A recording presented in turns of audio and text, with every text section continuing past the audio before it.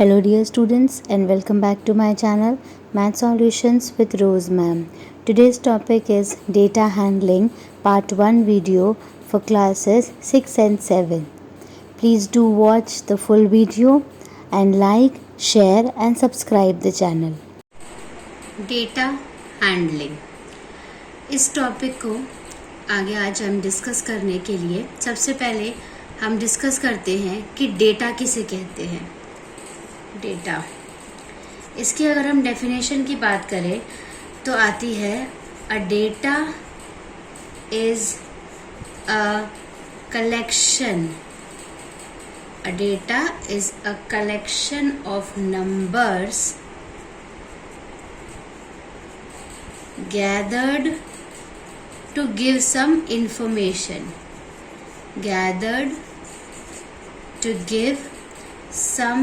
information.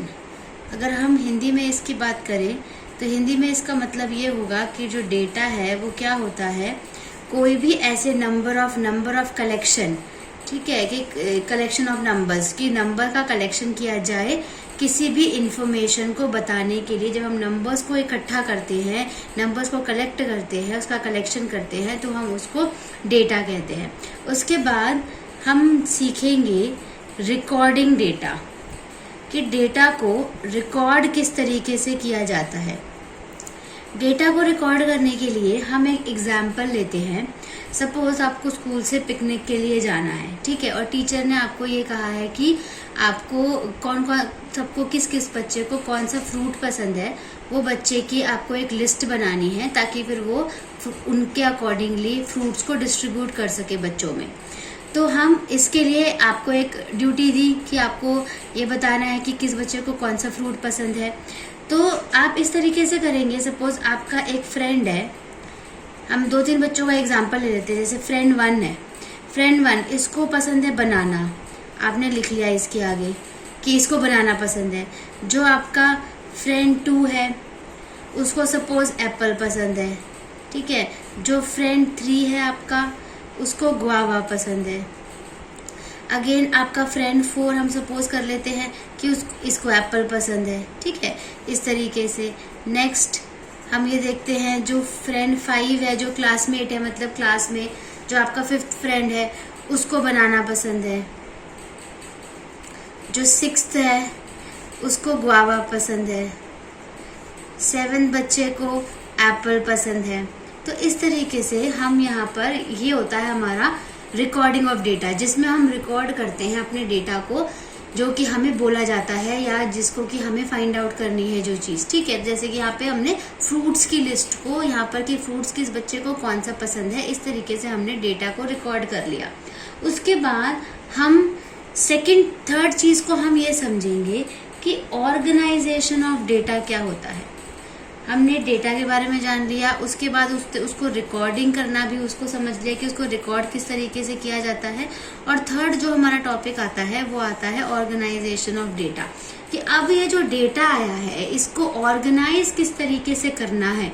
तो organise करने के लिए आप सोचेंगे कि इस तरीके से ऑर्गेनाइज किया जाए कि आपको टीचर को बताने में बहुत आसानी हो और बहुत सिंपल तरीके से आप उनको अपना आंसर दे सको। अगर वो आपसे पूछे कि बनाना कितनों को पसंद है, एप्पल कितनों को पसंद है ना, तो उसके लिए आप क्या करेंगे कि जैसे आपने यहाँ पर सॉर्ट आउट कर लिया कि आपके फ्रूट्स बेसिकली जो कौन से हैं जो कि बच्चों को पसंद है।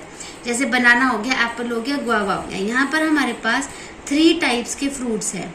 एक है बनाना, एक है गुआवा और एक है आपका एप्पल। अब अपने क्लास स्टूडेंट्स के अकॉर्डिंगली आप अपनी जो भी आपका नंबर ऑफ स्टूडेंट्स है उनके अकॉर्डिंगली आप क्या करोगे, यहाँ पे काउंट कर लोगे, क्योंकि उनके आगे यहाँ पे नाम लिख रखा है कि उनको क्या पसंद है। आपने काउंट कर लिया, सपोज बनाना और ये भी बनाना, तो बनाना कितने हो गए, बेसिकली 2 हो गए।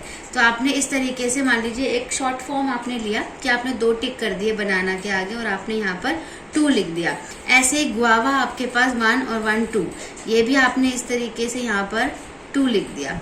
एप्पल के लिए 1 2 एंड 3, तो यहाँ पर आपने 3 तरीके से टिक करके यहाँ पे और यहाँ पर 3 लिख दिया और टोटल आपने यहाँ पर इसका 3 4 5 6 7 बता दिया। तो ये होता है आपका ऑर्गेनाइजेशन ऑफ डेटा, जो कि देखो यहाँ पर इस तरीके से अगर आप किसी को दिखाते हो तो बहुत अच्छे तरीके से यहाँ पर रिप्रेजेंट हो रहा है कि बनाना कितने चाहिए आपको रिक्वायर्ड है, गुआवा कितने रिक्वायर्ड है, एप्पल कितने रिक्वायर्ड है, उसी के अकॉर्डिंगली हम बच्चों को डिस्ट्रीब्यूट कर सकते हैं और खरीद सकते हैं, है ना। तो एक ये चीज हो गई। उसके बाद अब हम इसी में ही, जैसे इस तरीके से यहाँ पर इसने टिक मार्क करके मैंने आपको समझाया है, ऐसे ही इन टिक मार्क्स के अलावा हम अपने डेटा हैंडलिंग चैप्टर में हम टैली मार्क्स को यूज करते हैं। टैली मार्क्स किसे कहते हैं कि सपोज बनाना है, बनाना अगर आप लगा लीजिए कि 7 बच्चों को पसंद है, तो आप यहाँ पर आपने बनाना लिखा, ये मैंने एक एग्जाम्पल दिया था तो मैंने कम बताया है, लेकिन अगर हम सपोज करें कि जो बनाना है सपोज वो 7 बच्चों को पसंद है, तो हम 1 2 3 4 5 6 7 इस तरीके से हम 7 लाइंस खींच करके यहाँ पर 7 लिख सकते हैं। लेकिन इसको करने का एक और आसान तरीका होता है जिसमें ये 7 बहुत इजीली काउंट कर सकते हैं हम। मान लीजिए 7 नहीं है, 17 है, 27 है, तो ऐसे नंबर तो लाइंस बढ़ती जाएंगी, आप कब तक यहाँ पे लाइंस यहाँ पर लिखते जाएंगे। तो उसके अकॉर्डिंगली आपको क्या करना है, जो कि आपका, जिसको आपको टैली मार्क्स कहेंगे आप, वो है आपका कि बनाना जो 7 है ना, 7 के लिए आपको क्या करना है, 1 2 3 4 और उसके बाद जो आपका 5 है ना, वो आपको स्ट्राइक करना है, स्ट्राइक आउट करना है 5, तो या क्रॉस करना है, ठीक है। उसके बाद 6 7। अब जब हम इस टैली मार्क को काउंट करते हैं तो हम ये ऑटोमेटिकली हमें ये नजर आ जाता है, this is 5 and this is 2 6 7, तो ये यहाँ पर आपका 7, ये इजीली देखिए, ये इससे थोड़ा सा शॉर्टेस्ट वे लग रहा है आपको कि इसमें 5 इजीली काउंट हो गया ना, 5 अगर 5 कहीं आपको शो करने हैं तो आप इजीली 5 करके काउंट करोगे तो इजी हो जाएगा। 1 इंस्टेड ऑफ 1 काउंट करोगे तो आपके लिए मुश्किल होएगी कोई भी चीज को करना, ठीक है। तो ये हमारा इसमें ये था कि आपको मैंने इस तरीके से समझाया कि टैली मार्क्स बनता कैसे। अब हम एक एग्जाम्पल लेते हैं, जो कि एग्जाम्पल मैं आपको अभी बताती हूँ। उसके लिए हम एक क्वेश्चन लिखेंगे और क्वेश्चन लिखने के बाद हम उसके अंदर टैली मार्क्स को यूज करके फिर हम उसका आंसर निकालेंगे। जैसे हम एक एग्जाम्पल लेते हैं यहाँ पर कि आपको एक डेटा आपने कलेक्ट करा साइज ऑफ शूज का, ठीक है, साइज ऑफ शूज का जो है वो आपने डेटा कलेक्ट कर लिया हर एक बच्चे का, ठीक है, अपनी क्लास के बच्चों का। उसके बाद आपको जब आपने डेटा रिकॉर्ड करा तो आपने इस तरीके से कर लिया, सपोज 5 4 5 4 5 7 7 6 6 5 8 7 6 7 5 7 4 7 6 6 6 5 5 4 6 6 8 6 4 7 एंड 5 6।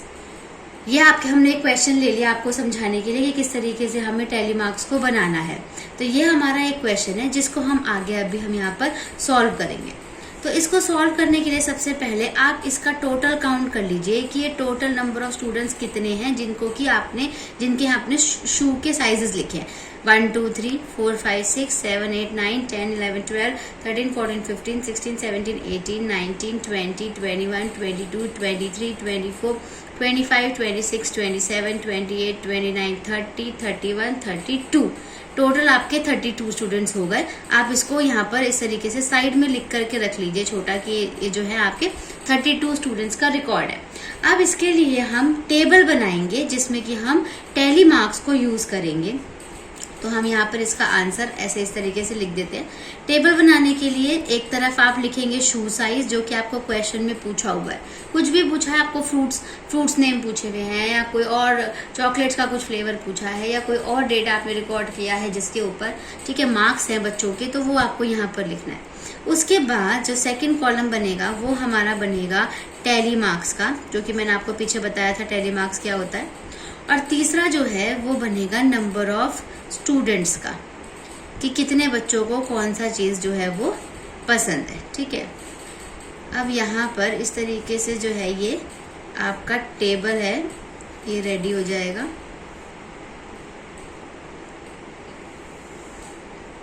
ठीक है, अभी सबसे पहले हम यहाँ देखो, आप सबसे छोटा नंबर, स्मॉलेस्ट नंबर यहाँ पर क्या नजर आ रहा है? 4 नजर आ रहा है आपको। 4 से छोटा नंबर कोई नहीं है। और उसके बाद आप ये देखिए सबसे ग्रेटेस्ट नंबर, सबसे बड़ा नंबर या लार्जेस्ट नंबर वो क्या है आपका? 8 है यहाँ पर। तो आप काउंट करके हम यहाँ पर ये लिख सकते हैं 4, 5, 6, 7, 8। मतलब 4 नंबर के भी जूते का साइज है, 5 नंबर का भी है यहाँ पर अवेलेबल, 6 का भी है, 7 का भी है और 8 का भी है। अब हमें जानना ये है टेलीमार्क्स की मदद से कि 4 वाले कितने हैं, 5 वाले कितने, 6 वाले कितने, 7 वाले और 8 वाले। पर हम यह ध्यान रखेंगे कि जब हम टेलीमार्क्स बनाएंगे तो जब हमारा जो 5 नंबर काउंट होगा उसको हम क्रॉस करके चलेंगे। सबसे पहले हम यहाँ पर ये नंबर ले लेते हैं अपना, या आपके पास सबसे पहले क्या नंबर आया? 5। तो 5 देखिए आपका कहाँ है? यहाँ। तो इसके आगे आप एक लाइन डाल देंगे। नेक्स्ट नंबर हम चलते हैं 4, 4 के आगे आप लाइन डाल देंगे। नेक्स्ट चलते हैं 5, 5 के आगे आप यहाँ लाइन डाल देंगे। नेक्स्ट नंबर हम देखते हैं 4, जो कि यहाँ पर एक लाइन डाल देते हैं। नेक्स्ट इज 5, यहाँ पे डाल दीजिए। नेक्स्ट इज 7, 7 के आगे एक सिंगल लाइन इधर डाल देते हैं। अगेन नेक्स्ट इज 7, 7 के आगे आ जाएगा। 6 यहाँ पर, 6 यहाँ पर।